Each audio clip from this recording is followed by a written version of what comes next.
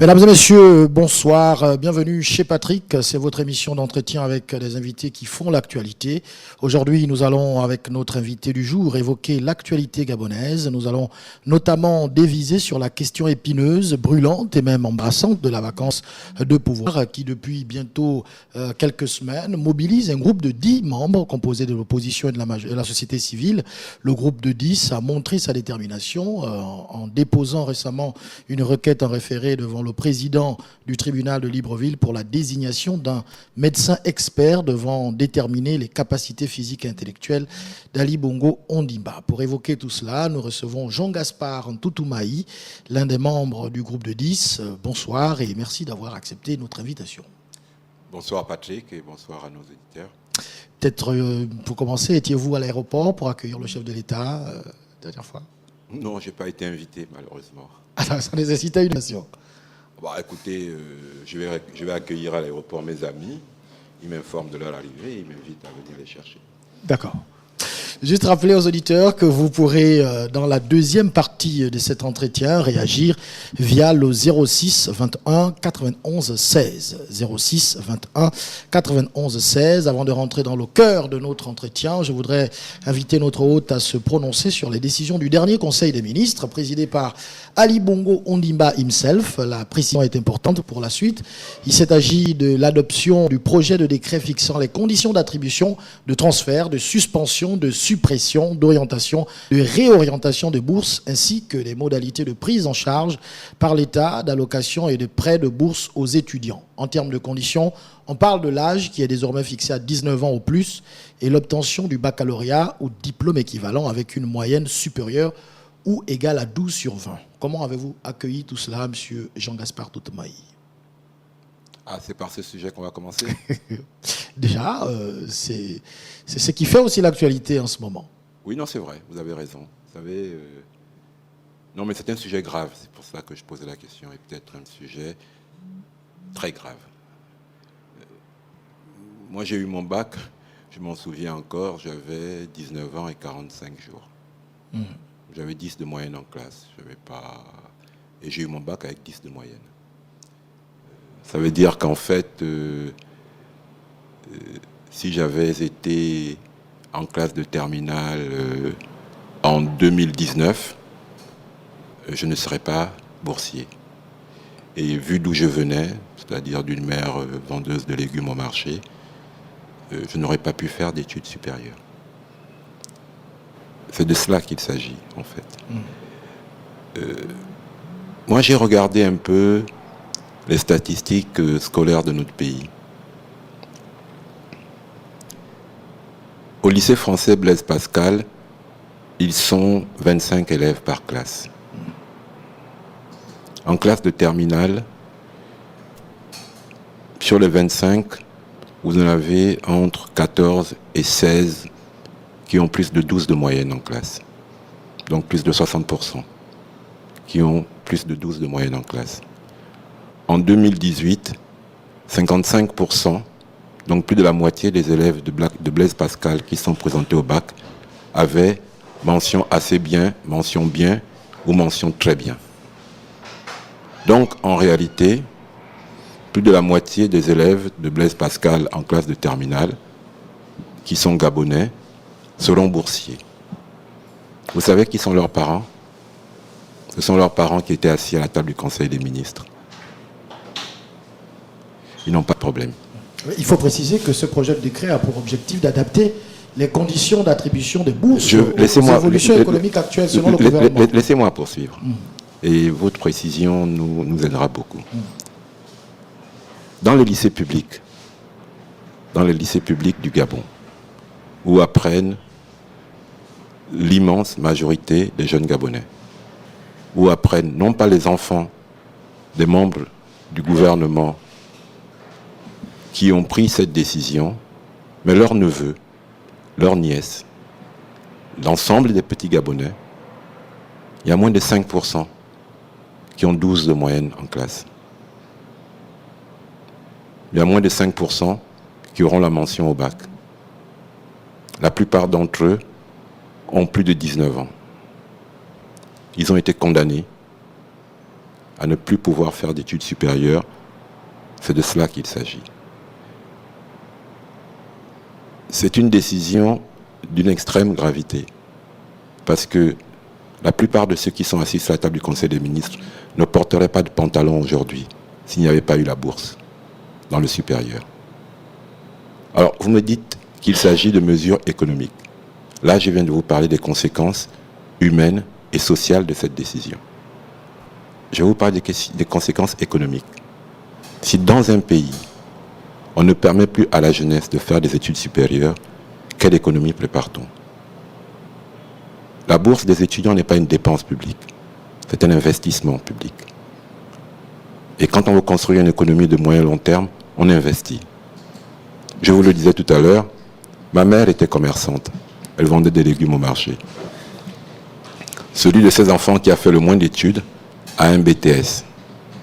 Ma mère a plus de 80 ans aujourd'hui, elle a un niveau de vie et un pouvoir d'achat supérieur à la moyenne des retraités gabonais parce qu'elle a investi sur ses enfants.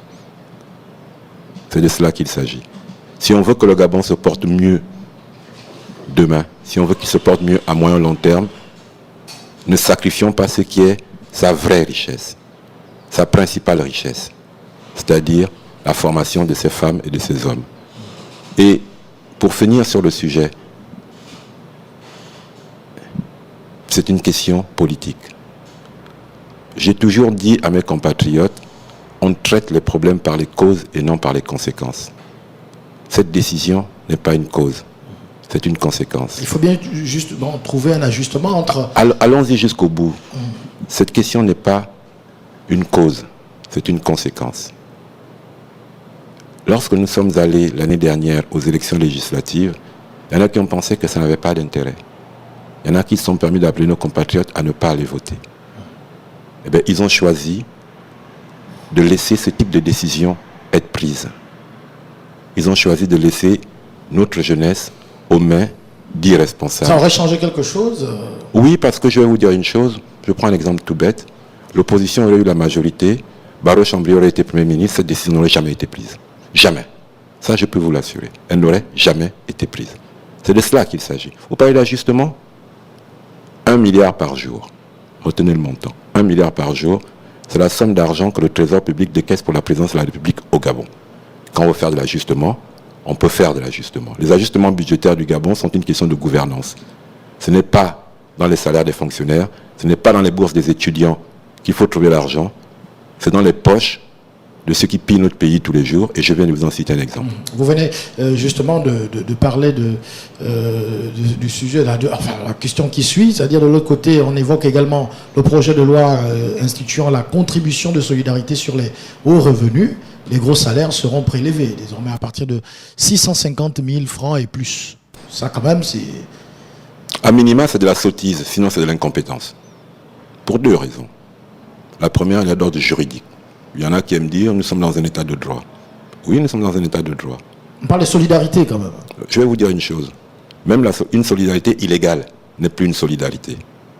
De quelle solidarité nous parle-t-on? Un fonctionnaire, c'est un travailleur. Mettons-nous d'accord. Le fonctionnaire, c'est le médecin qui travaille au CHL. Le fonctionnaire, c'est l'enseignant qui travaille au lycée d'État ou qui enseigne à l'université. Les salaires des fonctionnaires ne sont pas des dons, c'est la rémunération de leur travail. On ne peut pas, en droit, dire qu'on va effectuer un prélèvement obligatoire, donc un impôt sur les salaires des fonctionnaires, et ne pas appliquer le même impôt à l'ensemble des salariés du pays, à l'ensemble des revenus du pays. Non. La Constitution gabonaise proclame l'égalité de tous devant l'impôt. Tous les citoyens doivent, pour les mêmes revenus, payer les mêmes impôts. Donc demain, vous aurez un fonctionnaire qui gagne 800 000, qui se voit prélever un impôt, et son concitoyen qui travaille dans une banque privée ou une compagnie d'assurance, qui n'a pas de prélèvement fiscal. On est sérieux? Moi, j'espère que ces messieurs et dames réalisent qu'ils sont juste en train de s'amuser avec l'opinion. On va considérer que c'est de la sottise à minima, sinon de l'incompétence, parce que je suis sûr d'une chose, c'est que les syndicats de la fonction publique vont attaquer cette décision devant la Cour constitutionnelle si par hasard les parlementaires osent voter cette loi. Ça ne marchera pas. Ça, je peux vous le dire. Aujourd'hui, on dit chiche, ce prélèvement, c'est de l'esbrouf. C'est de l'irresponsabilité, c'est tout. D'accord. On vous reçoit ici en tant que membre, n'est-ce pas, du groupe de 10, donc Jean-Gaspard Toutoumai. Nous allons d'abord faire preuve de pédagogie en expliquant aux auditeurs ce qu'elle appelle à agir et quelles en sont les réelles motivations, d'abord, au départ. Parce que vous pensez qu'il y a des motivations qui ne sont pas réelles? Non, écoutez. Bon, avant que vous ne puissiez répondre à cette question, on va écouter cet audio et on revient juste après. Je vous remercie. Un groupuscule de compatriotes a lancé depuis le 28 février 2019 un appel à agir visant à déstabiliser les institutions au motif d'une vacance de pouvoir, alors que, comme chacun a pu le constater, le président de la République, chef de l'État, son Excellence Ali Bongo Ondimba, revenu de sa convalescence, exerce ses fonctions de manière effective, comme l'exigent les devoirs de sa charge. Cette tendance... Bon, voilà. C'est un extrait du communiqué lu par le ministre de l'Intérieur, déjà. Une réaction et puis peut-être répondre maintenant aux réelles motivations. On parle de déstabilisation des institutions. Je me pose une question. Qui parle là? C'est un ministre de la République gabonaise ou bien un militant du PDG?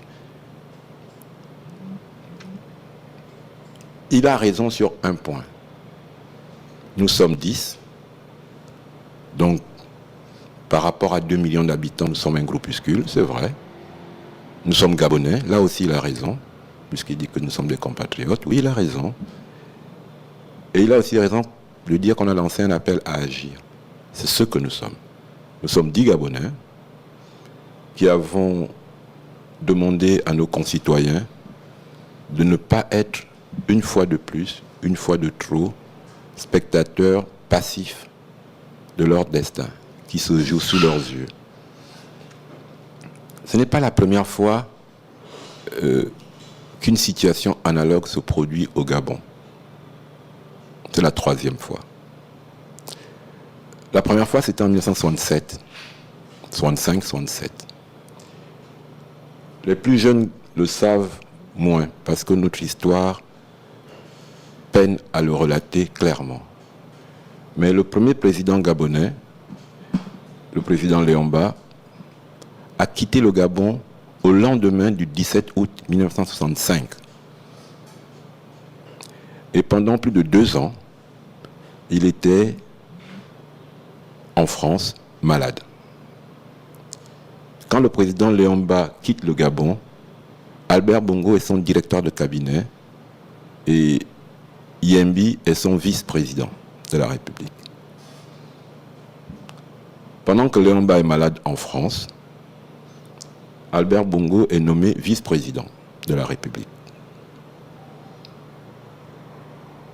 Pendant que Léomba est malade en France, la constitution gabonaise est modifiée et on inscrit dans la constitution que c'est désormais le vice-président de la République qui succède au président de la République si celui-ci vient à décéder et termine son mandat. Pendant que Léomba est malade en France, on organise au Gabon une élection présidentielle à laquelle Léomba se présente avec comme vice-président candidat Albert Bongo. Et le contexte n'est pas identique. Laissez-moi finir. Et pendant que Léomba est en France, il est élu président de la République.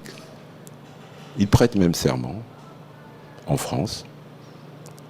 Et quelque temps après, parce que tout était fait, arrangé, on annonce aux Gabonais que Léomba est décédé. Et Omar Bongo lui succède sans avoir jamais été élu. Le contexte n'est pas le même, me direz-vous.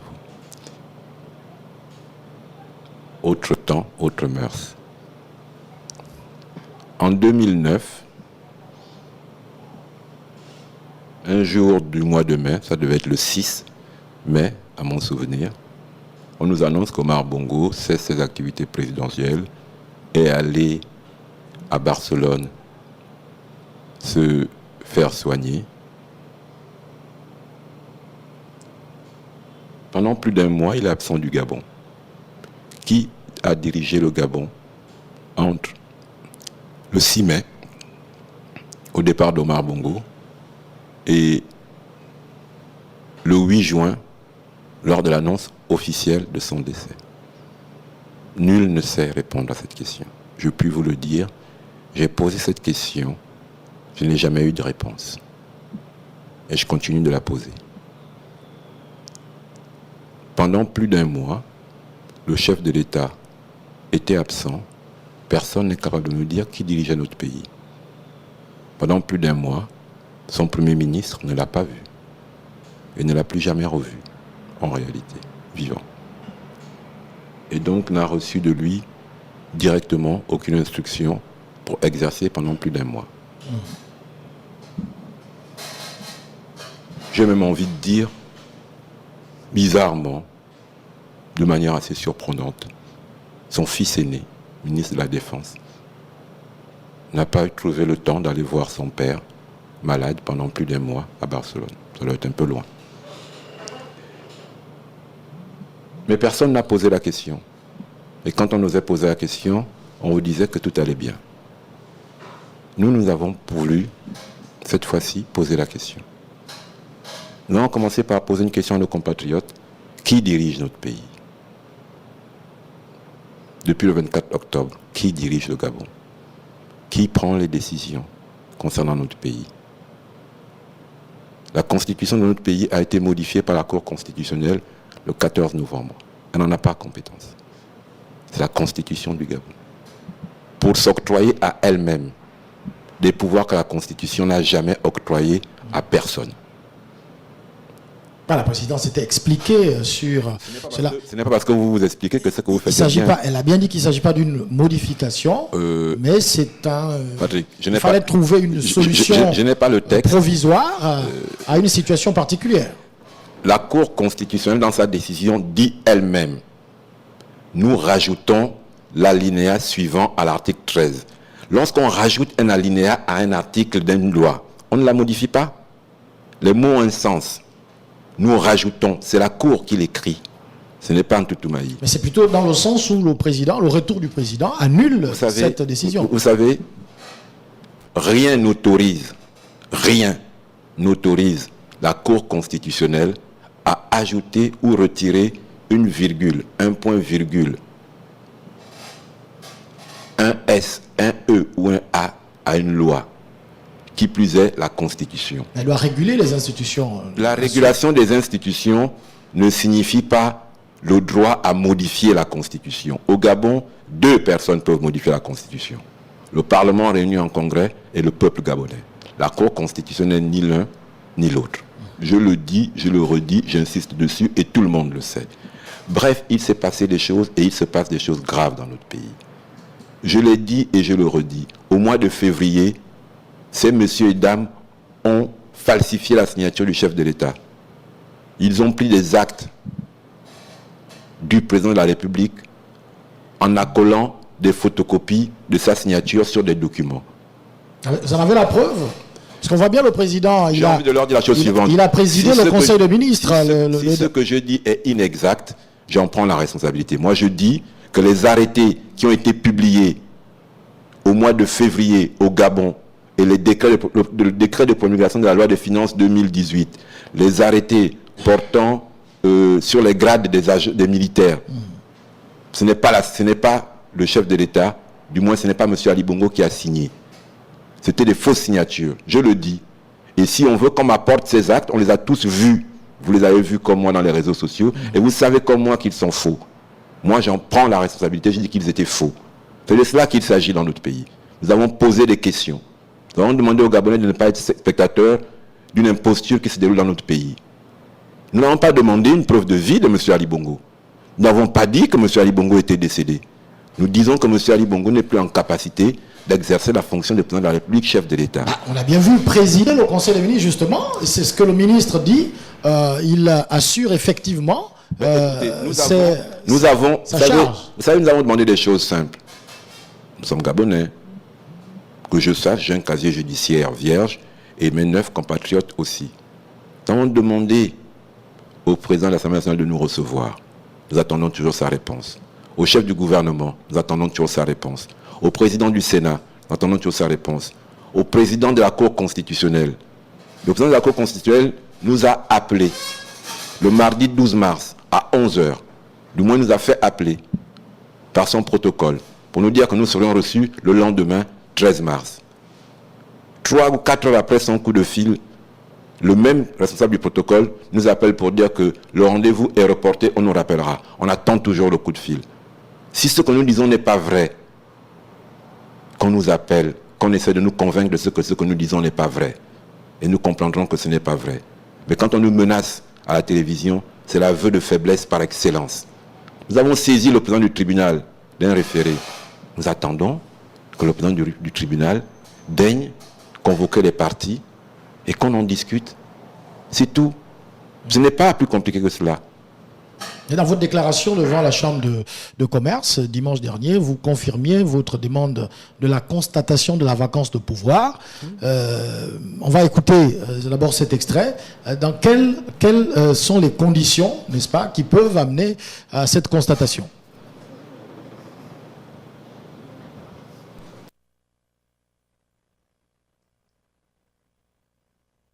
Quand est-ce qu'on peut déclarer la vacance de pouvoir? La vacance de pouvoir est prononcée et constatée lorsqu'il y a, par exemple, le décès, lorsqu'il y a démission. C'est même que le poste de président de la République est vacant parce que le président en exercice est décédé ou le président en exercice a démissionné, qu'on peut constater la vacance de la présidence de la République. On demande la vacance, le président n'est pas décédé, il n'a pas démissionné. Excusez-moi, qui s'exprimait là? Le président de la Cour constitutionnelle. Qui lui posait la question? Les journalistes. Voilà. Justement. Vous savez, la Cour constitutionnelle. Le président de la Cour constitutionnelle. Vous savez le symbole de la justice? C'est une personne avec un bandeau sur les yeux. La justice est aveugle. La justice ne donne pas d'interview. C'est pas Kounabeli. Lorsque déjà la justice passe son temps à s'épancher dans la presse, le justiciable est en danger. Et il s'agit là de la Cour constitutionnelle. Qu'un professeur de droit veuille nous expliquer quelles sont les conditions de la vacance pour le grand public, je veux bien que des juristes en discutent, oui. Pas le juge, pas la justice. Quand on est la justice, on s'exprime en un seul lieu, dans le tribunal. Pour constater la vacance de la présidence de la République, il faut constater que la fonction de président de la République, chef de l'État, n'est plus exercée. Nous avons demandé au juge que le juge nous réponde. Il n'y a pas de décès, il n'y a pas de démission. Je vous dis une chose simple. Je demande que le juge nous réponde. En droit. Et il paraît que nous sommes un État de droit. C'est la fonction du juge. Ce n'est pas notre fonction à vous et à moi. C'est le médecin qui signe un certificat de décès. Ce n'est pas le croque-mort, ce n'est pas le parent, ce n'est pas l'oncle, ce n'est pas la tante. C'est le médecin. De la même manière, nous avons posé une question au juge. Nous attendons que le juge nous réponde. Nous attendons que monsieur le président du tribunal de grande instance de Libreville nous réponde. C'est tout. Personne d'autre à sa place ne pourra nous répondre. Jean-Gaspard Toutoubaï, Ali Bongo est rentré au Gabon. Il préside le Conseil des ministres. Il a fait des publications sur sa page Facebook où il disait qu'il avait une volonté décuplée encore de travailler pour le Gabon. Alors, est-ce qu'il y a encore lieu de parler de... Ça tombe bien, je vais vous poser une question. La santé de... Est-ce que M. Ali Bongo est muet? À ma connaissance, non. À ma connaissance, non. Pourquoi ne vient-il pas vous dire à vous journalistes que... Il a donné une interview quand même, il a répondu aux questions des journalistes à l'aéroport. Ah bon? Vous pouvez me donner la question qui a été posée et la réponse qui a été la sienne? On a tous vu sur la Mais première chaîne de pourquoi? télévision. Non, mais on a regardé sur les réseaux sociaux. Vous êtes journaliste. On a bien vu. Je parle de ce que j'ai vu. Ce que tout le monde peut constater. Moi, ce que j'ai vu, et vous l'avez certainement vu comme moi, est-ce que vous pouvez m'assurer que M. Ali Bongo a prononcé 3 phrases distinctes, c'est-à-dire 3 phrases différentes à l'aéroport de Libreville? Est-ce que vous pouvez m'assurer que une question a été posée à M. Ali Bongo à l'aéroport de Libreville et qu'il a répondu à une question qui lui a été posée par un journaliste? Alors, vous êtes dans des analyses. Non, non, mais c'est oui ou non? Moi, je constate que le président s'est exprimé. Ah d'accord, déjà il s'est exprimé. Vous évoluez, c'est bien. Il s'est exprimé devant les micros des journalistes. Oui. Il a dit quelque chose. Oui. Et ensuite, voilà. Mais je confirme comme vous que devant les journalistes, il s'est exprimé, il a dit quelque chose à l'aéroport. Cela a fait grandir mon inquiétude. À la limite, il n'aurait rien dit que j'aurais pu être dans une forme de doute. Vu ce qu'il a dit, pour ne pas dire le peu qu'il a dit, le chef de l'État, dont on a dit qu'il a eu de graves soucis de santé, on nous dit qu'il est revenu en pleine forme. 5 mois après, il ne dit que ça. Il ne fait que ça. C'est pour cela que j'interroge le juge. C'est mon droit d'interroger le juge et c'est l'obligation du juge que de me répondre. Nous sommes tous dans ce pays soumis au diktat de la loi. Le juge, le gouvernement, moi, vous, tous les Gabonais, quels qu'ils soient, où qu'ils se trouvent, ce qu'il y a au-dessus de nous tous, c'est la loi. Soumettons-nous à la loi. Qu'on me réponde. J'ai posé une question au juge, j'attends sa réponse. Les Gabonais l'attendent, semble-t-il, aussi. Donc, avant d'exiger alors la constatation de la vacance de pouvoir, attendez au moins que le résultat de l'examen que vous avez demandé vous soit donné. Mais je vous dis mon impatience. Vous savez ce qu'on appelle un référé? Pour nos auditeurs, un référé, ça veut dire il y a urgence. Je saisis le juge, il doit me répondre en urgence. Ça commence à faire long. Hein? Mais j'attends. Mes amis et moi, nous attendons la réponse du juge. Nous lui demandons de nous répondre, de nous appeler, d'appeler les parties, de nous dire.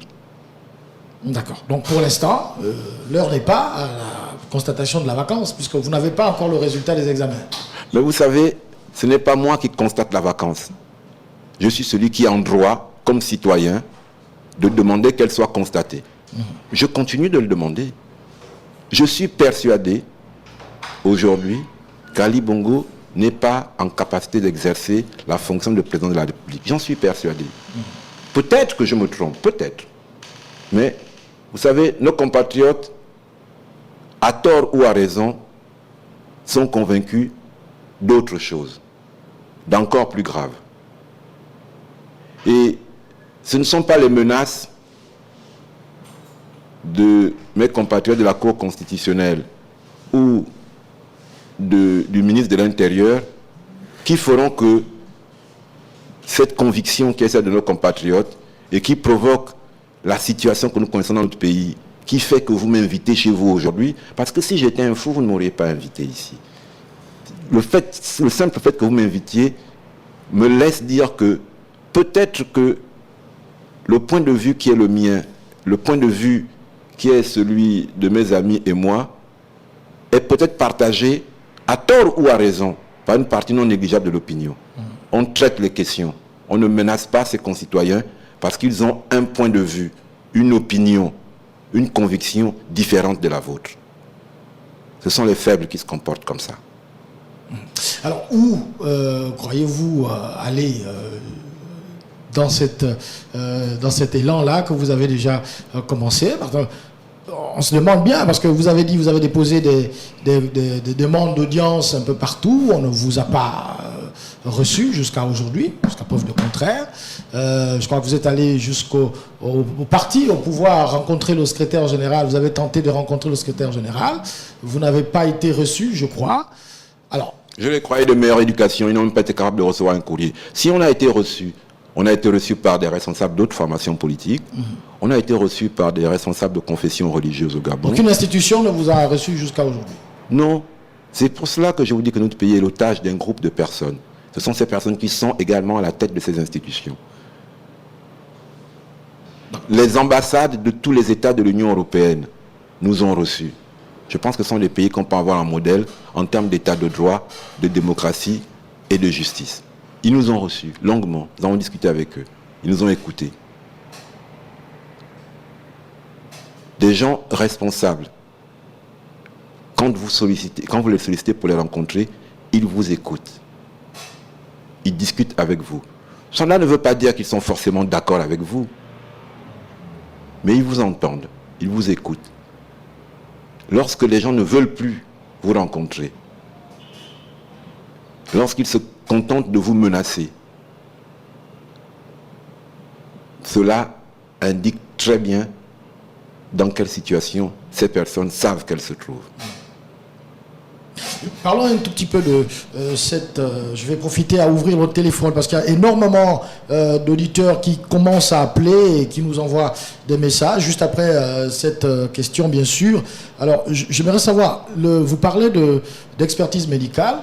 Qui va proposer le médecin? Est-ce qu'il y aura une commission peut-être bipartite ou tripartite qui va être réunie pour sélectionner ou choisir un médecin? Ou c'est votre médecin que vous allez proposer? Ou au cas où la situation, on vous répondait de manière positive? Si on me demande de proposer mon médecin, je proposerai mon médecin. Mais non, en réalité, plus sérieusement, au tribunal, en fait, il y a dans divers domaines des métiers experts et des experts désignés qui sont... C'est-à-dire que vous aurez au tribunal de Libreville des médecins experts qui sont déjà enregistrés au tribunal. Donc c'est parmi eux qu'on prendrait des médecins. C'est d'ailleurs, en fait, c'est la question, je prolonge la question d'un auditeur qui parle en termes de confiance, en fait. Mais moi j'ai confiance dans mes compatriotes. Si je n'avais pas confiance dans la justice de mon pays, je n'aurais pas saisi la justice. De la même manière, le médecin que la justice va désigner, c'est un médecin qui est déjà retenu au tribunal, non pas pour M. Ali Bongo, mais pour toutes les questions qui seront présentées au tribunal et qui auraient besoin d'un médecin expert. Ce monsieur, c'est un Gabonais, c'est un médecin, je lui fais confiance. Peut-être que je me trompe, mais sans en dire plus, une procédure devant le juge est une procédure contradictoire. Mais c'est d'abord, le juge va d'abord commencer par désigner un médecin expert parmi les médecins experts du tribunal. Qu'il le fasse. Si le juge était sûr, pas le juge parce que je ne vais pas accuser le juge d'impartialité, pas du tout, mais si je me trompe, ou bien si on est sûr de la réponse qu'on me donnera et que cette réponse me donnera tort, qu'on me la donne, j'ai le sentiment quand même qu'on sait que j'aurai raison et que ça doit poser quelques difficultés aux uns et aux autres. Ça doit même justifier quelques menaces. D'accord. Alors, je rappelle aux auditeurs que le téléphone est désormais ouvert. On va lire peut-être les questions qui arrivent via notre plateforme WhatsApp. Bonjour Patrick, je veux juste demander à monsieur Ntoutou-Maï, pour lui, est-ce que celui qu'on a vu à l'aéroport est réellement monsieur Ali Bongo? On y va. Bon, on va prendre cet auditeur qui est déjà en ligne. Allô? Oui, allô, Gabon. Oui, bonjour. Oui, bonjour, c'est M. Nguyen à l'appareil. D'accord, on vous écoute. Posez votre question. Oui, bonjour, monsieur Ali. Bien, moi, j'ai la question que j'aimerais poser, c'est de savoir sous quelle autorité et sous quel pouvoir le groupe des 10 agit. Quelle crédibilité pour demander la vacance de pouvoir? Les 9 autres actifs politiques, donc c'est ma question. Je suis à l'écoute et je reviendrai. Au nom de qui vous prenez la parole pour demander la constatation de la vacance de pouvoir? Au nom de ceux que nous sommes des citoyens gabonais. C'est le plus grand pouvoir. Est-ce que vous êtes qualifié pour... Mais, oui, vous savez que la personne qui est le plus qualifiée en la matière, c'est le citoyen gabonais. Il n'y a pas de sujet au Gabon, il y a des citoyens. Notre constitution le dit, nous sommes tous égaux, vous et moi. Nous avons tous de manière égale le droit d'entreprendre cela. Mais le droit, c'est la liberté de faire ou de ne pas faire. Nous avons choisi de faire.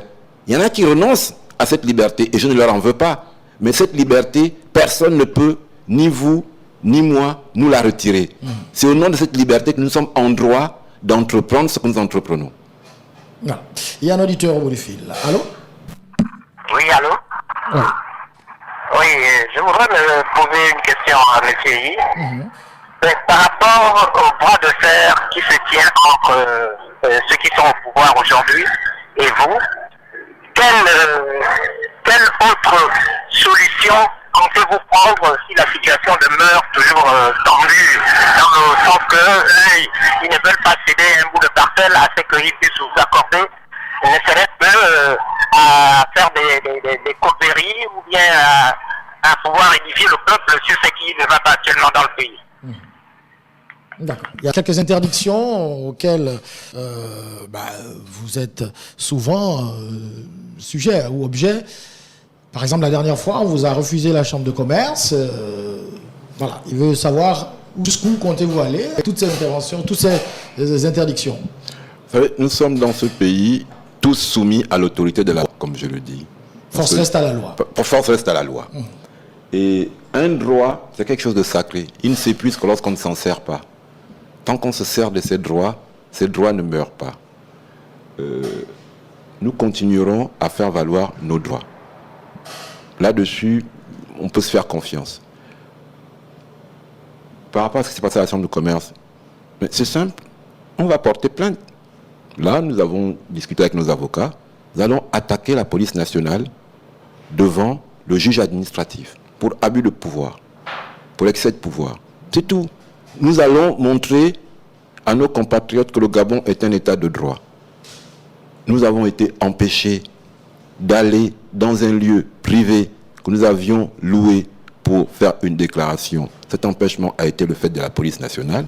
Nous allons attaquer en justice la police nationale. Et chaque fois qu'il y aura une entrave à nos libertés, ça se passera comme ça devant le juge. D'accord. Il y a beaucoup d'appels, les auditeurs sont nombreux. Allô? Allô? Oui. Bonjour. Bonjour. Allô, oui, bonjour. Bonjour. Je m'appelle M. Ndong. Oui. Je suis un jeune Gabonais et je voulais dire que je suis tout à fait d'accord avec M. Toutoum Aïe. Parce qu'effectivement, si nous sommes dans un état de droit, tout Gabonais a le droit de se présenter devant les autorités compétentes et demander la démarche de M. Toutoum Aïe. Et puis, il y a aussi des questions qu'on a quand même envie d'éclairer, c'est que le président est arrivé, il a fait un conseil de ministres. On nous a dit qu'il a été en bonne santé. Mais étrangement, il n'a pas reçu les émissaires qui sont envoyés du côté du Congo par rapport au président Sassou Nguesso. Il ne s'est pas manifesté. Il n'a pas été à la conférence qui s'est passée au Sénégal. C'est le Premier ministre qui y est allé à sa place. Par contre, on nous a dit qu'il était en bonne santé. On nous a dit qu'il a présidé des ministres et qu'il a conseillé le conseil des ministres. Mais étrangement, il n'a fait aucune allocution par rapport aux événements qui se sont passés le 7 janvier dernier. Il y a eu un coup d'État, il n'a pas parlé de ça. Il n'a rien dit. Donc ça nous amène à nous poser des questions. Est-ce que c'était vraiment lui ou bien c'est ce que nous lisons dans les réseaux sociaux que ce n'est pas lui? Donc moi je voulais dire en tant que jeune Gabonais que je soutiens la démarche de M. Toutoum-Aïe. Le Gabon n'est pas une monarchie, c'est un pays, c'est une république.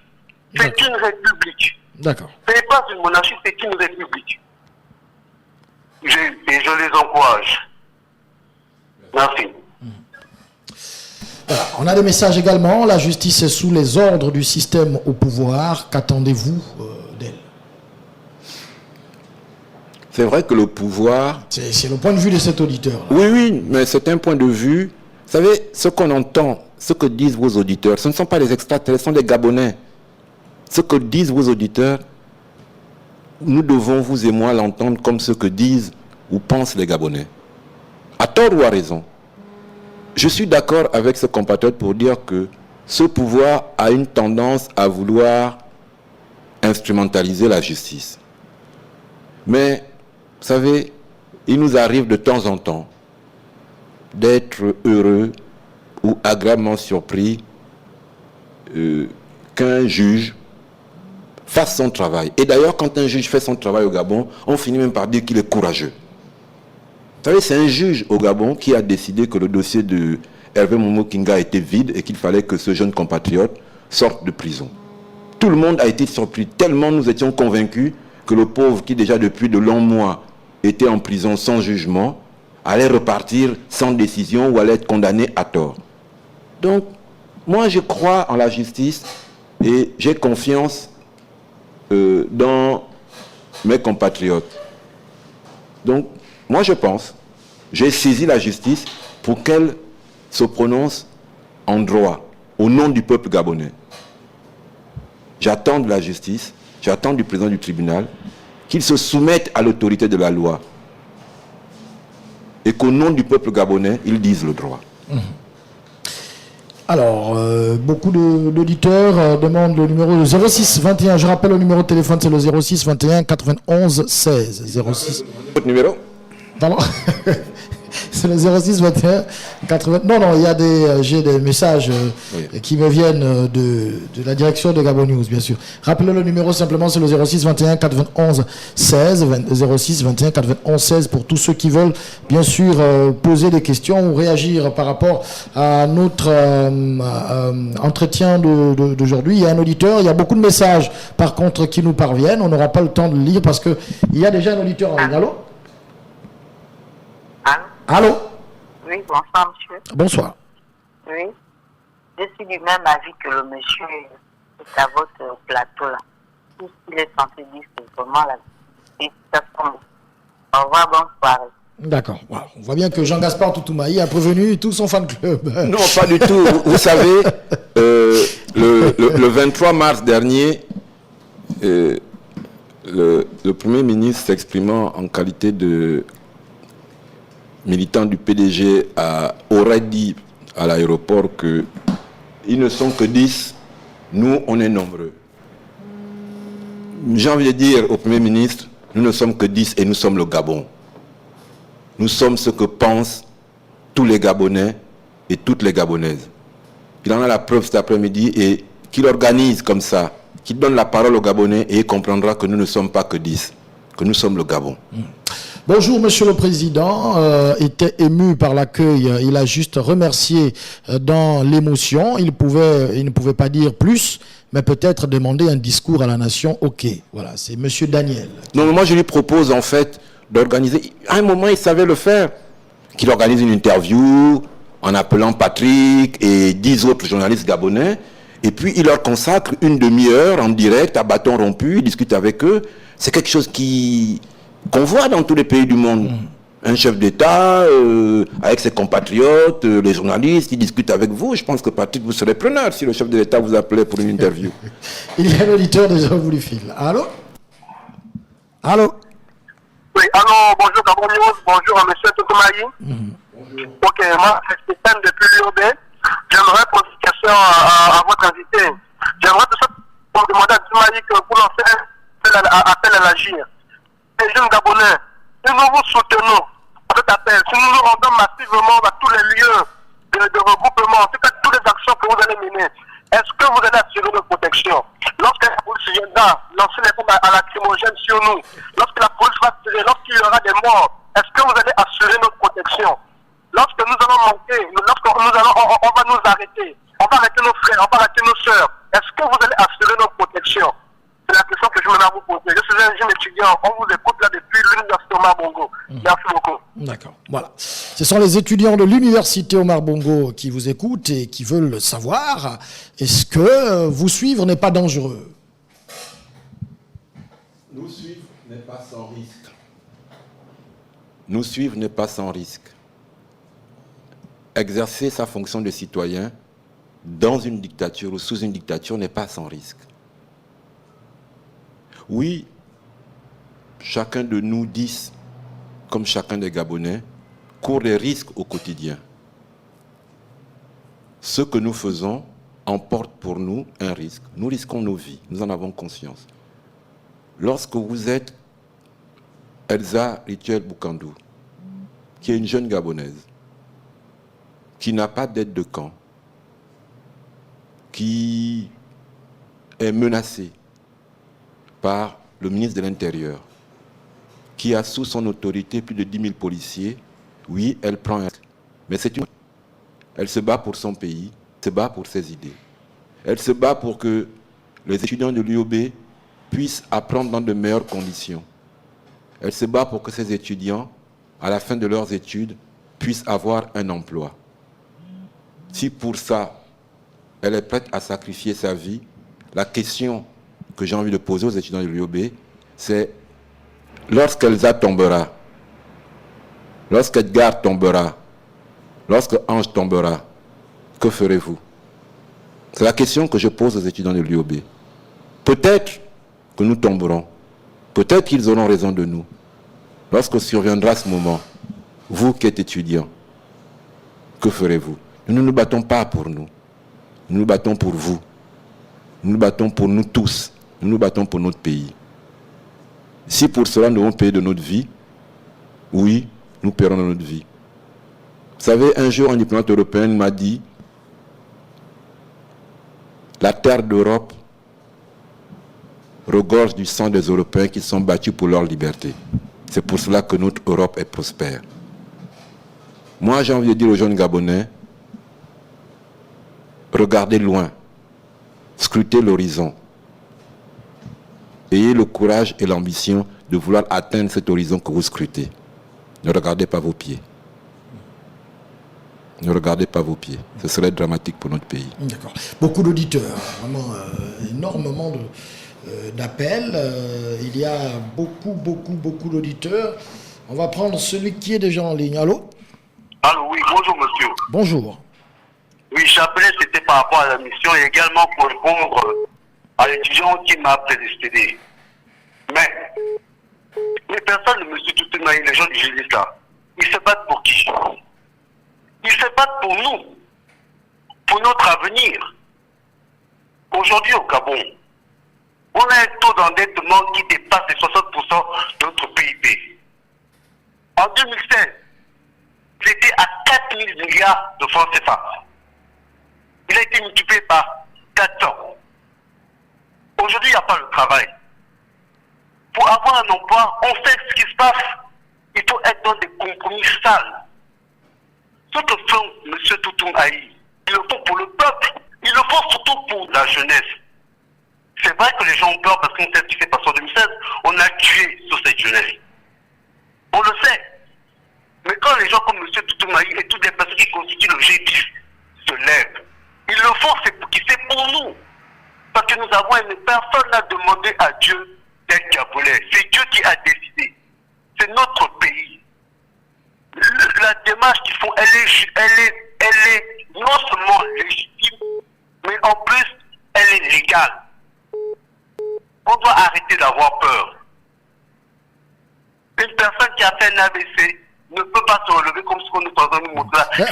Rapidement, il y a beaucoup d'auditeurs. Oui, c'est ce que je voulais dire. Je voulais dire qu'on doit arrêter d'avoir peur et nous soutenons l'acte de M. Toutoumaï. Et qui, jeunesse, qui peut-être ne parle pas parce qu'elle a peur des événements de 2016, mais qui dans la maison prie. Et ce régime va tomber. Parce qu'il n'est pas pour la volonté de Dieu. C'est ce que je voulais également dire. D'accord. Le numéro de téléphone, c'est le 06 21 91 16. Les auditeurs... Allô? Nous appellent déjà. Allô? Voilà, je crois qu'on a un problème avec le... Bonjour. Allô? Bonjour. Bonjour. Voilà. Bonjour. Oui, c'est l'homme de Mimoul. D'accord, l'homme de Mimvoul, on vous écoute. Merci de me donner la parole. Merci aussi à M. Toutoumaï d'avoir accepté de venir à votre plateau. Je vous félicite, M. John, pour cette action. Dans ce jeu, je veux d'abord m'indigner de la réaction d'un supposé étudiant qui vient d'appeler. Pour moi, c'est vraiment pas... je ne sais pas si reprend les étudiants parce qu'aujourd'hui, le problème que connaît le Gabon concerne particulièrement les étudiants. Allez droit au but, il y a beaucoup d'auditeurs. Allô? Allez droit au but, là, il y a beaucoup d'auditeurs. Oui. On a géré 3 années de travail et les étudiants ne doivent pas poser ces questions-là. Moi, je souhaitais avoir M. Toutoumaï pour lui poser la question suivante. M. Toutoumaï, vous savez certainement, comme moi, ou peut-être c'est pas ça exactement, que le pouvoir en Afrique est géré par le colonialisme. colonisateurs? C'est la question que je veux vous poser depuis très longtemps.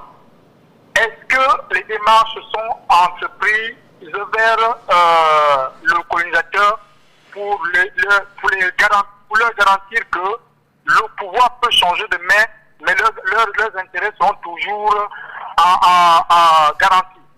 Parce que j'ai l'impression que tout ce que vous pouvez faire aujourd'hui, c'est le colonisateur qui a le dernier mot. Peut-être que je me trompe, mais je souhaiterais avoir votre point de vue là-dessus. Merci. Merci beaucoup. Peut-être on va laisser le temps à l'invité de répondre.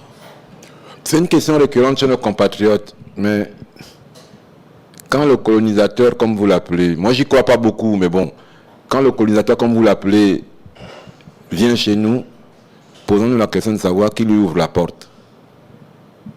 Et attaquons-nous d'abord à celles et ceux qui lui ouvrent la porte. C'est un problème d'abord de Gabonais. Nous avons voulu être indépendants pour régler nous-mêmes nos problèmes. Réglons-les. Si maintenant, quand nous les aurons réglés, nous nous rendons compte qu'il y a un autre problème, on le réglera à ce moment-là. Chaque chose en son temps. Pour l'instant, moi je suis convaincu que la situation actuelle de notre pays, que je déplore et que vous déplorez comme moi, est le fait de Gabonais. C'est le fait de nos compatriotes. Et c'est à ces compatriotes que je m'adresse. Et à eux seuls, pour le moment. Pour le moment. On ne gagne pas sans sacrifice. Bon, c'était le message d'un auditeur, mais il y a déjà un auditeur en ligne. Allô? Oui, allô? Allô? Allô? Oui, bon, moi, c'est juste un constat que je vais faire à Gabon News. J'ai constaté que lorsque le président de la République était arrivé le lendemain matin, Gabon News a fait passer beaucoup de chansons des groupes sociaux culturels du PDG. Et puis, d'un seul coup, monsieur le syndicaliste est sur vos antennes. J'aimerais savoir exactement où est-ce que vous vous situez exactement, parce que je ne vous suis pas. D'un coup, vous mettez beaucoup de chansons toute la journée après l'arrivée du président de la République. Il y avait les chansons des groupes sociaux culturels, Inonga, tout ça. Et puis vous permettez que quelqu'un vienne sur vos antennes pour expliquer de cette façon-là. J'aimerais un peu savoir quelle est votre ligne éditoriale. Excusez-moi. Bon, d'accord. Je crois que ça n'a rien à voir avec l'émission d'aujourd'hui. On va peut-être permettre à d'autres auditeurs qui sont dans le sujet de réagir très rapidement. On va prendre des messages. On répondra à cette question au moment opportun. Monsieur Ntoutumeman, ou Ntoutumaï, non, il s'est trompé. Il a mis Ntoutumeman. On va reprendre cet auditeur. Allô? Allô? Allô? Voilà. L'auditeur s'en est allé. Allô? Allô? Oui, allô? Oui, on vous écoute. Oui, c'est M. Pitié à l'appareil. J'ai des questions, M. Toutoumaï. J'aimerais savoir aujourd'hui, est-ce la seule stratégie de l'opposition, cette vacance de pouvoir? Et pourquoi si vous dites travailler pour... pourquoi ne pas travailler pour les prochaines élections? Et si ce monsieur dit travailler pour le peuple gabonais, pourquoi aujourd'hui l'opposition se divise? Car c'est ce que nous vivons actuellement. Voilà, merci. Je reviendrai. Je tiens vraiment à ce que je puisse avoir des réponses, surtout pour la dernière question. D'accord.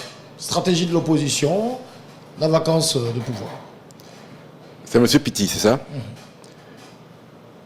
Si on s'est compris depuis le début, je n'ai jamais dit sur ces antennes cet après-midi de quel parti politique j'étais.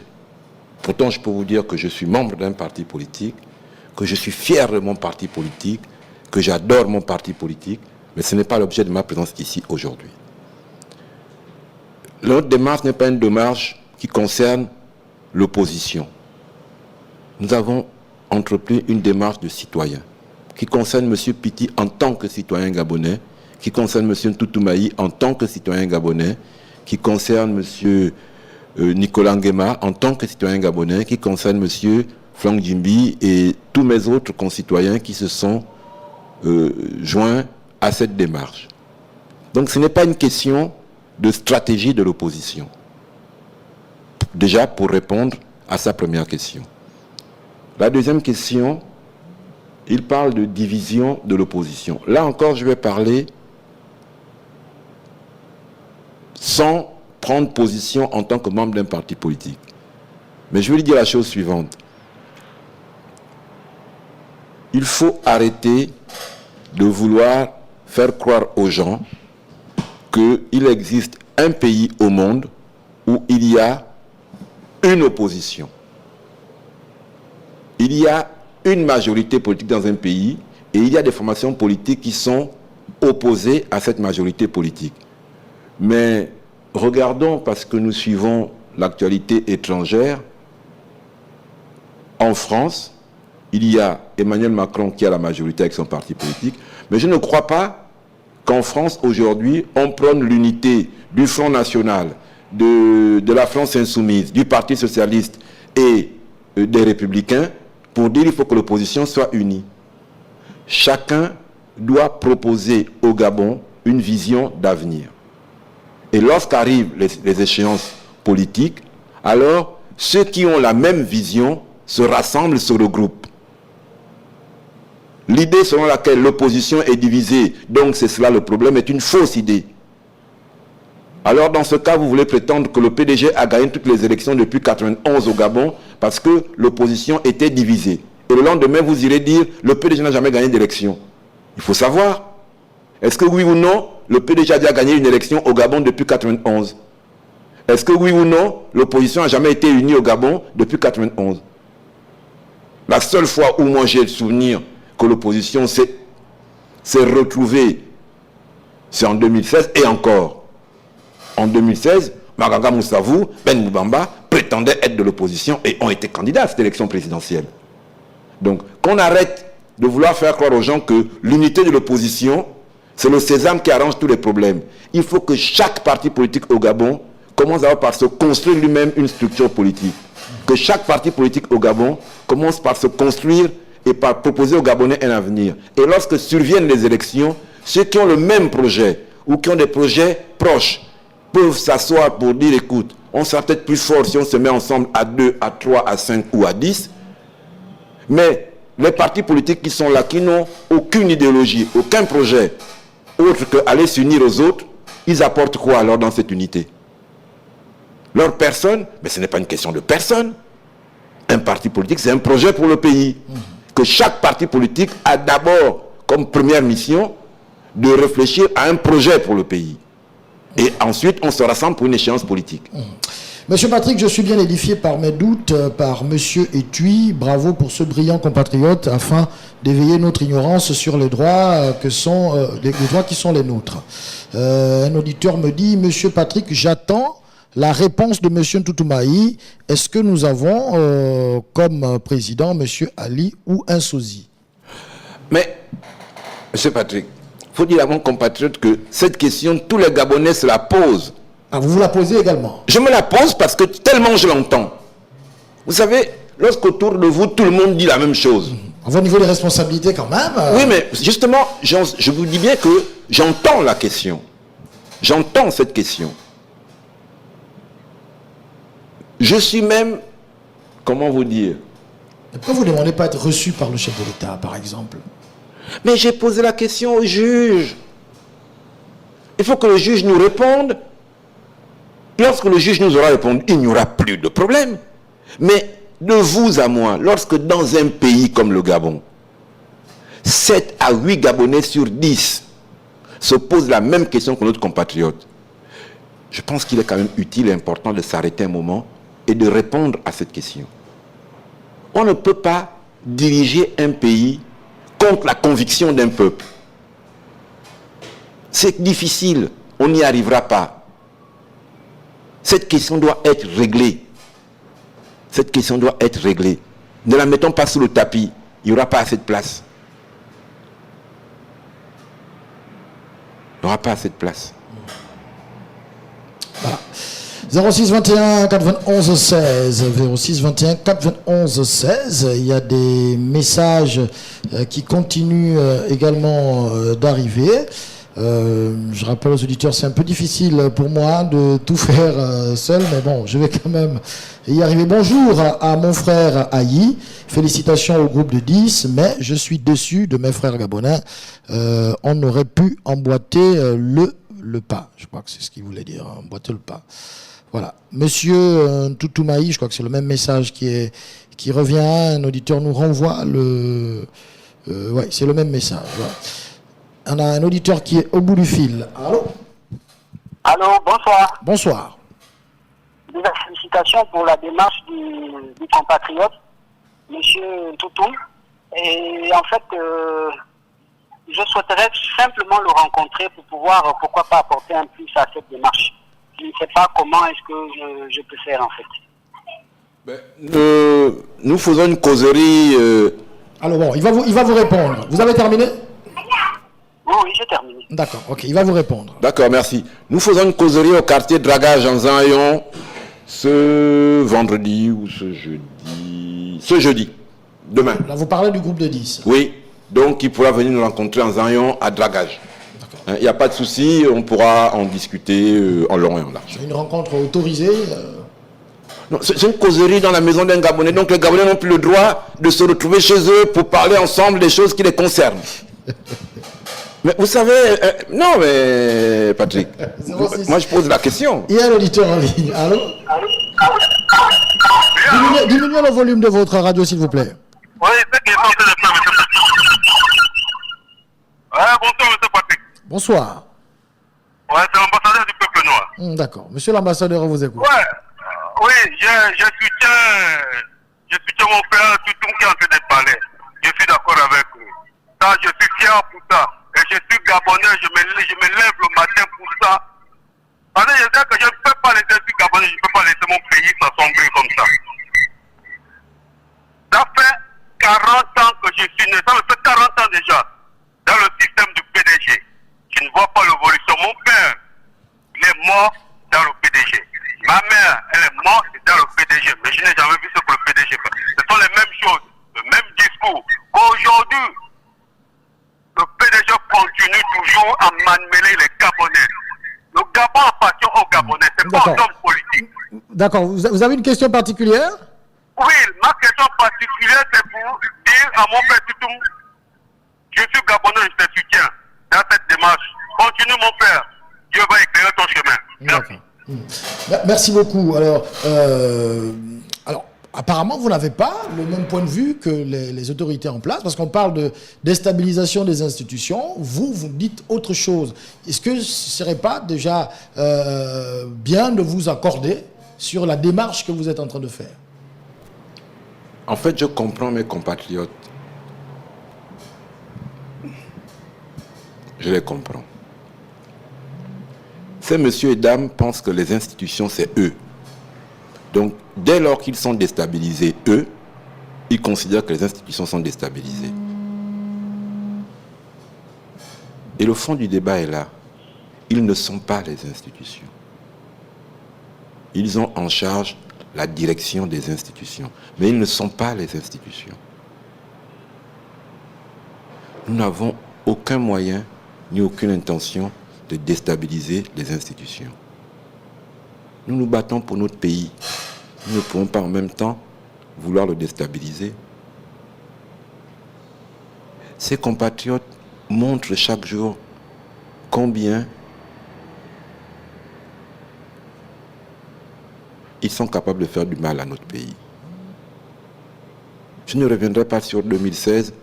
Chaque Gabonais a en mémoire ce qu'ils ont été capables de faire pour continuer à faire ce qu'ils font. Ce qu'ils ont été capables de faire pour continuer à faire ce qu'ils font. Aujourd'hui,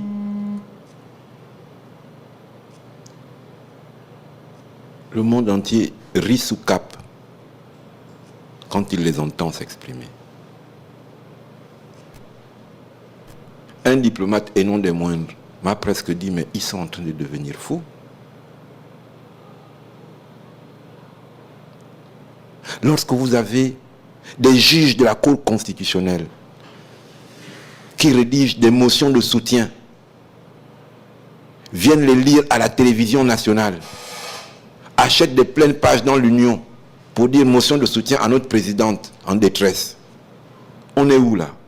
Au quartier? La Cour constitutionnelle d'un pays?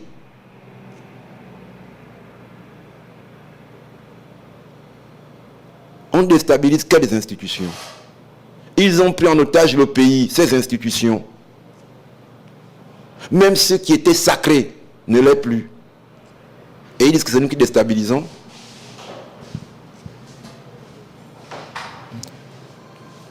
On ne va pas laisser notre pays. Il y a un auditeur. Diminuez le volume de votre radio, s'il vous plaît. Ok, oui. Nous n'allons pas laisser notre pays sans rien faire entre les mains de gens qui lui veulent autant de mal. C'est tout ce que je peux dire. Allô? Oui. Oui, on vous écoute. Oui, je vais prendre la parole par rapport à l'émission. Je voudrais intervenir en félicitant premièrement M. Nkoutou-Mayi et tout le groupe. Et vous dire aussi également, vous journalistes, que la démarche que M. Nkoutou-Mayi et le groupe sont en train de mener, ce n'est pas une démarche personnelle ou d'un individu. Vous devez prendre part. Mais apparemment, on se rend compte que vous êtes en train de faire le jeu du pouvoir. Et c'est anormal. Le combat que M. Nkoutou-Mayi et les autres sont en train de faire, c'est pour tous les Gabonais. C'est bien vrai que vous avez certainement peur de perdre votre bout de pain ou de vous faire arrêter. Mais à un moment donné, vous connaissez un peu l'histoire de M. Nkoutou-Mayi. C'est un fonctionnaire, un haut cadre avec le privilège. Il aurait dû faire comme vous. Mais à un moment donné, il a pris ses responsabilités. Donc vous aussi, vous faites autant. C'est question des Gabonais. C'est la question qui concerne la nation et non pour un individu. C'était mon intervention par rapport à l'émission. Merci. D'accord, merci beaucoup monsieur. On a des réactions également qui viennent par messagerie. Bonsoir à monsieur Aïe. Comment expliquez-vous qu'aucun président africain ou du monde n'ait souhaité bon rétablissement au président de la République? Je ne sais pas si cette question vraiment est adressée à monsieur Nkoutou-Mayi ou devrait être adressée à notre invité. Comment ça se fait aussi que le soi-disant président qui est en forme ne soit pas allé à l'investiture de Macky Sall? Merci. Bon, ce sont les auditeurs qui envoient les messages. Qu'est-ce que gagneraient 2 députés français en disant qu'Ali n'est plus de ce monde? Merci. Quand Donald Trump dit qu'il y a des pays qui l'étonnent, car dirigés par des gens qui sont dans les cieux, que veut-il dire? Merci. Voilà, c'est le même auditeur qui nous envoie tous ces messages. Monsieur Nkoutou-Mayi, que pensez-vous des prisonniers politiques tels que Monsieur Bertrand, Monsieur Amian et les autres? Voilà, ce sont des messages qui arrivent. Peut-être quelque chose à dire? Oui, sur ce sujet, d'abord, s'ils ont une radio à la prison, je les salue. Mais j'ai toujours considéré que nos compatriotes, Landry Amian, Bertrand Zibi, Massavala, Frédéric et Pascal Oyougou, sont des otages, ne sont pas des prisonniers. Dès que le Gabon sera démocratisé, dès que le Gabon sera un état de droit, les portes de la prison s'ouvriront pour eux. Les portes de la prison s'ouvriront pour eux. C'est d'ailleurs pour les mêmes raisons que mes amis et moi avons dit à nos parents et aux Gabonais, lorsqu'ils viendront nous arrêter, ce n'est pas la peine d'aller chercher les avocats. Lorsqu'ils viendront nous arrêter, ce n'est pas la peine de venir nous rendre visite en prison. Continuez. Continuez à faire ce pourquoi nous avons lancé cet appel. Ce que nous voulons entendre depuis la prison, c'est que vous allez libérer notre pays de l'imposture. Ce n'est pas en nous apportant à manger ou des bouteilles d'eau que vous allez régler le problème et que vous allez nous sortir de prison.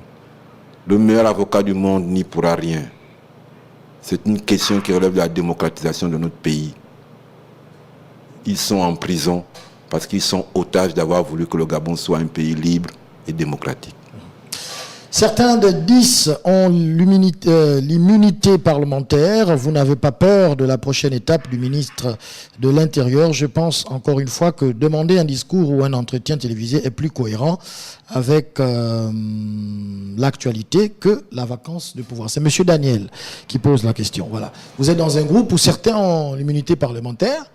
Est-ce que vous ne risquez pas, vous êtes peut-être exposé, vous qui bénéficiez pas de cette immunité? Parce que vous pensez que la question de M. Daniel. Vous pensez que Mino Zima ou Edgar Ovono ont lancé cet appel parce qu'ils se cachent derrière l'immunité? Donc vous ne les connaissez pas. Edgar Ovono a démissionné de l'Assemblée nationale en 2016, parce qu'il n'était plus d'accord avec ce qui s'y passait. Je pense qu'il a déjà administré au peuple gabonais la preuve de son courage.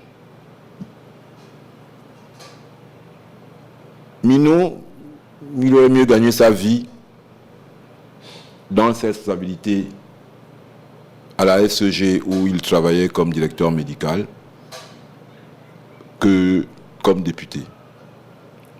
Ils sont députés pour exercer une responsabilité.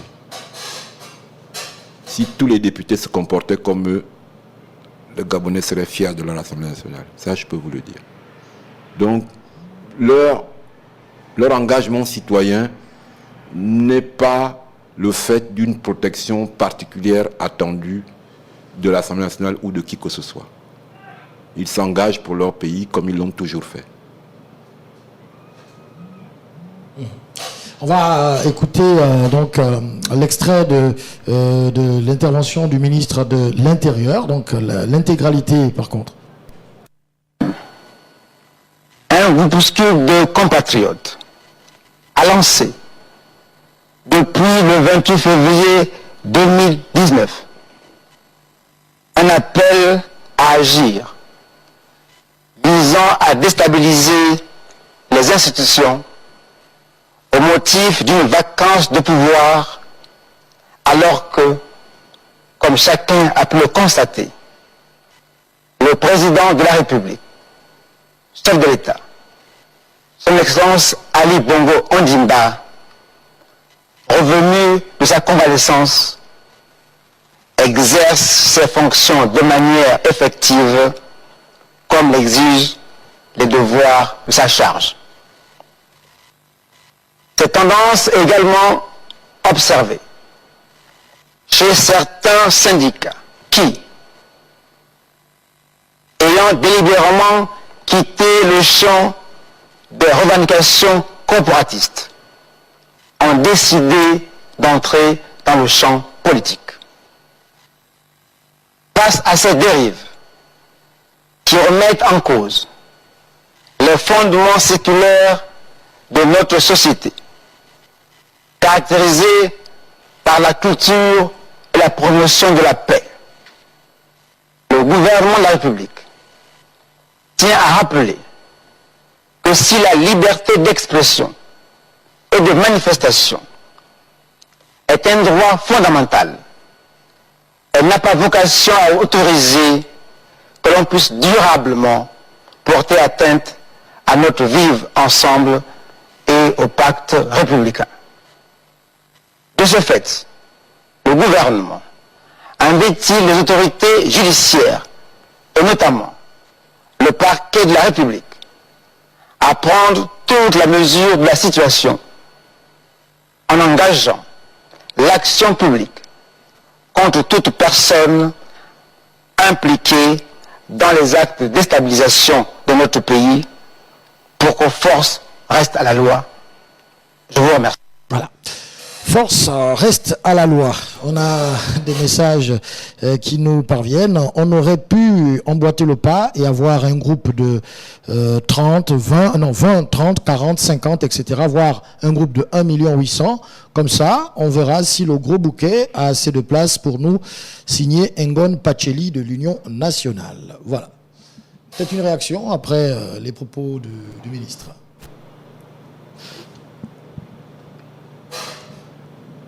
J'hésite Et par respect pour mon pays, je ne vais pas en rire. Mais je vais juste revenir sur un point, un seul.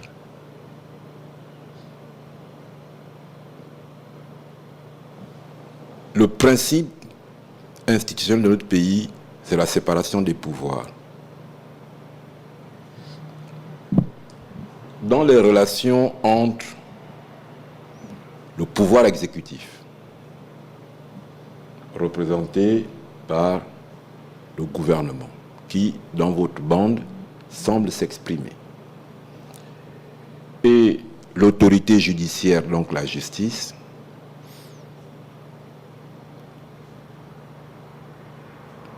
la justice n'a pas d'ordre à donner au gouvernement.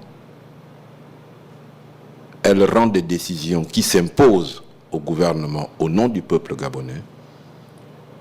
Et le gouvernement n'a pas d'ordre à donner à la justice, sur le fond. Donc, le procureur de la République est libre d'engager l'action publique ou de ne pas le faire. Personne ne peut l'y inviter ou l'y contraindre. Personne. J'irai jusqu'à dire, seule la loi et sa conscience l'y contraignent. Et il le fait au nom du peuple gabonais. C'est un pouvoir important qu'a le procureur de la République. Mieux, les règles de procédure, j'ai presque envie de dire, la bienséance judiciaire voudrait que si l'exécutif veut s'adresser au procureur de la République, le ministre de la Justice, garde des Sceaux,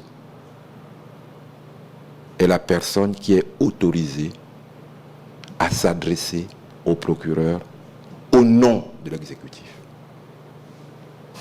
Ça peut paraître compliqué, mais la forme est protectrice des libertés. Lorsque maintenant c'est le ministre de l'Intérieur qui donne des ordres au procureur, demain ça va être qui? Le ministre de la Défense? Après demain ça va être qui? Le ministre de la Culture et des Affaires étrangères? Non. La justice gabonaise n'est pas aux ordres. La justice gabonaise est libre. Qu'on la libère et qu'on la laisse libre. Le ministre de l'Intérieur n'a pas d'ordre à donner au procureur de la République et le procureur de la République n'a pas d'ordre à recevoir du ministre de l'Intérieur. Même si on est au Gabon, mais quand même, de temps en temps, un peu de retenue. Un peu de retenue.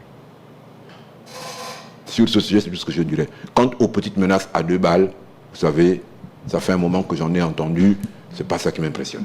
D'accord. On va prendre peut-être 2 derniers auditeurs. Allô? Allô? Oui. Très rapidement, posez votre question. Ok, bonsoir à Toutou-Maï. C'est la toute première fois que j'interviens à cette émission, mais je vais être un peu bref. Je félicite déjà tout le centre de fait comme action. C'est moi qui envoie les messages en disant, après le groupe des 10, on aurait pu se multiplier en 20, en 30, 40, 50, voire 1 million et poussière. Mais malheureusement, nous les Gabonais, on constate, enfin, nous remarquons qu'il y a les frères Gabonais qui passent leur temps à leur admirer. Le projet devait faire en fait sous forme de relais dans les quartiers. Mais ça ne se fait pas. C'est comme s'il y a des compatriotes qui sont de ce bord-là même qui freinent l'action. C'est la raison pour laquelle on va tourner en rond. Mais je félicite déjà ce groupe de 10 parce que c'est un gros courage qu'ils ont pris. C'est des personnes qui demain peuvent se retrouver au gros bouquet. Mais comme il a dit, si jamais ça arrive, ben, les autres peuvent prendre le relais. Donc c'est à ce niveau-là que je voulais intervenir. Et puis, je voulais aussi dire, comme disait Moine Badine, le pays est à terre. Donc ce qui reste à faire, c'est que les Gabonais doivent s'élever et avoir un sursaut d'orgueil. D'accord. Le malheur de Gabonais, c'est nous-mêmes. Donc on doit assumer, on doit prendre nos responsabilités. On laisse un peu ces hommes politiques de haut niveau là. On doit maintenant agir. D'accord, on a bien compris. On va donc laisser la parole à notre invité parce que nous sommes arrivés quasiment au terme de cette émission. Jean-Gaspard Toutou-Maï, est-ce que vous sentez que la mayonnaise prend quand même, vous faites le tour des quartiers, est-ce que les populations vous écoutent? Merci Patrick. Merci beaucoup Patrick. Oui, Vous savez, c'est pas... Et le compatriote qui vient de parler tout de suite l'a un peu exprimé à sa manière. Ce n'est pas un match de foot, Real de Madrid contre le Barça, où nous sommes tous devant les écrans géants, en train de commenter le match, en train de faire des reproches à tel entraîneur ou à tel joueur, en train de féliciter tel joueur ou tel entraîneur. Il s'agit de notre pays, il s'agit de nos vies. Nous sommes dans le match. Nous sommes joueurs. Ne devenons pas spectateurs de notre propre match. Nous avons humblement, en respectant la loi de notre pays, en respectant la constitution de notre pays, et Dieu seul sait que cette constitution présente des limites et des carences. Mais nous nous soumettons aux lois de notre pays pour dire à nos compatriotes, agissons. Pour le Gabon, agissons. D'autres compatriotes ont pris notre pays en otage. Ils jouent contre notre pays. Nous ne pouvons pas laisser cela prospérer. Ça va être en même temps la conclusion, le mot de la fin. Ça va être la conclusion. Merci. Nous ne pouvons pas laisser cela prospérer. Nous ne le faisons pas individuellement pour nous-mêmes. La campagne électorale est passée, elle est derrière nous, une autre viendra, elle est peut-être lointaine. Nous disons à chaque Gabonaise et à chaque Gabonais, dans ce qui se trame et ce qui se passe en ce moment, qui vous empêche de dormir, parce que nous savons que cela vous empêche de dormir, ne restez pas spectateurs. Agissez, agissons. Nous agissons de manière légaliste, de manière républicaine. La violence, nous ne faisons que la subir. Nous n'avons pas les moyens d'être violents. Nous n'avons pas une culture de violence. Ce pays sait où se trouvent les violents, où se trouve la violence. Par contre, nous sommes déterminés à aller au bout de cette logique. Nous savons que les Gabonais aussi le sont. Nous savons que les Gabonais aussi le sont. Peu importe les menaces, peu importe les risques, nous irons au bout de cette logique. Parce que notre pays ne peut pas accepter un troisième cycle de cette nature. Les méthodes sont différentes, mais les Gabonais sont aujourd'hui acquis à la conviction que on dirait qu'on est revenu à 1967. À tort ou à raison. Et nous ne pouvons pas laisser cette situation prospérer. Il faut la régler. Il faut la traiter. Et nous avons choisi de la traiter de manière républicaine et de manière légale. Donc, puisqu'on conclut, nous avons à nous retrouver demain du côté de Nzayon avec des Gabonais pour continuer à discuter. Nous nous retrouverons encore plusieurs fois en respectant les règles de la République. Nous nous exprimerons encore et encore pour dire aux Gabonais, agissons. Demain, nous nous retrouvons au quartier de dragage en Nzayon à 16h. C'est au quartier de dragage en Nzayon à 16h que nous allons nous retrouver avec nos compatriotes de Nzayon et ceux qui voudront venir nous retrouver. Encore une fois, merci beaucoup Patrick, merci aussi à vos auditeurs. Mais vous voyez que vos auditeurs sont des Gabonais. Ils pensent comme nous tous. Allez, merci beaucoup. Jean-Gaston Toutouaï, merci. Aux auditeurs, on se retrouve donc mercredi prochain avec un autre invité.